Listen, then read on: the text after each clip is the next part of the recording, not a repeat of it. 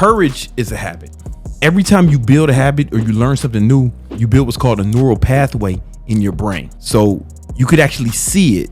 If like someone looked at your brain, you could see the neural pathways. For example, like when you first learn to walk, when a baby's learning to walk, he's falling all over the place. He can't, I gotta fucking balance on one foot and put another one in front of the other and then do it again with the other leg.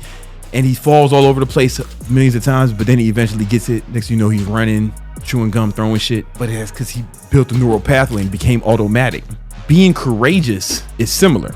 Every time you're in a position where you can either act in fear or act in courage, you're building a neural pathway in one way or the other. So if you step up to the plate and face your fears and be courageous, win or lose, it's gonna be easier for you to do that the next time, right? Because you'll build that neural pathway. However, if you bitch up, if you punk out, oh, I'm scared, and you hide, then you're gonna be building bitch neural pathways. And it'll be easier for you to be a bitch next time. And then the next time you're gonna be a bitch again, obviously. And then you're gonna reinforce that bitch neural pathway.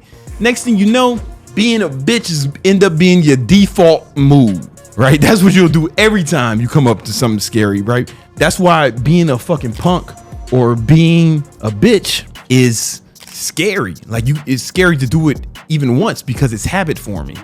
It's habit forming. So how do you build courage? Well, you want to do it to a point where it becomes a habit. Aristotle said, we are what we repeatedly do. We are what we repeatedly do.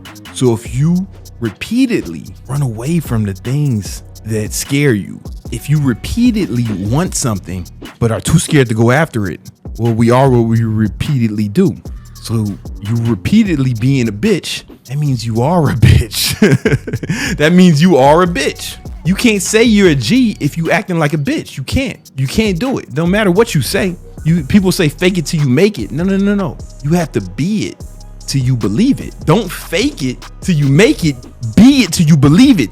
Do it till you prove it. You get what I'm saying? Because you can't fake courage. You got to be courageous. You can say you're courageous, but if you being a bitch, you a bitch. Right? I can say anything. I can say I'm an astronaut, but if I don't put on a spacesuit, hop into a rocket and leave Earth's atmosphere, then it's bullshit. You know what I'm saying? It's bullshit. So you got to decide if you want to be a bitch your whole life or if you want to be courageous. Because there's really only two types of people, bro.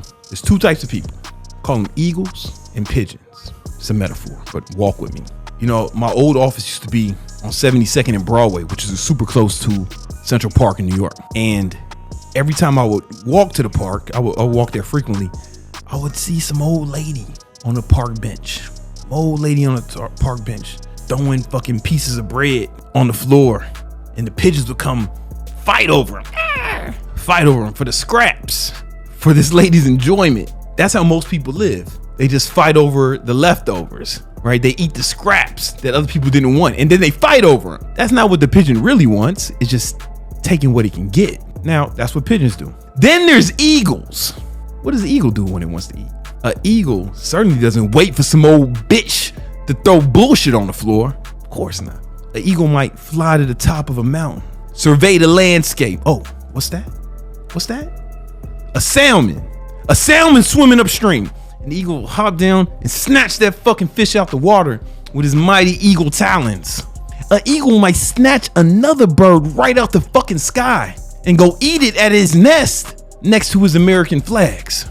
See, the difference between an eagle and a pigeon is an eagle goes after what it wants, what it really wants. Even if it's harder, it goes after what it wants. Pigeon just takes whatever it can get.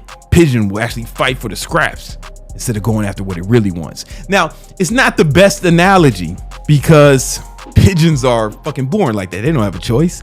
Eagles are born like that. They don't have a choice. It's not the best analogy, but we do have a choice. That's the beauty of being human, but it's also the curse of being human because you can be a bitch. You can be a bitch or you can be a champion. You can be a chump or you can be a champ. You can be a victor or you can be a victim, you know? But you have to make that choice. Aristotle said we are what we repeatedly do. And if you repeatedly make the choice to be a bitch, you are what you repeatedly do, baby. But if you repeatedly face your fears, go after what you want, and you don't back down, win or lose, you are what you repeatedly do. You know what I'm saying? You're a G. And who do you respect more? This is what I like to think about. Who do you respect more? The person who went into the arena and lost, or the person who was too pussy to even jump in the ring?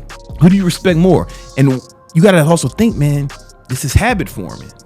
What kind of habits do you want to develop? What kind of habits do you want to pass down to your children? Do you want them to be scared to go after what they really want and just take whatever they can get like a fucking pigeon? Or would you rather raise children that went after what they really wanted, win or lose, at least they were going for it, and they keep getting up and going out for it even if they lose? Well, they're going to follow your example. You got to think about that now. Every time you do anything, you got to think about that. And that's the decision you're going to have to make.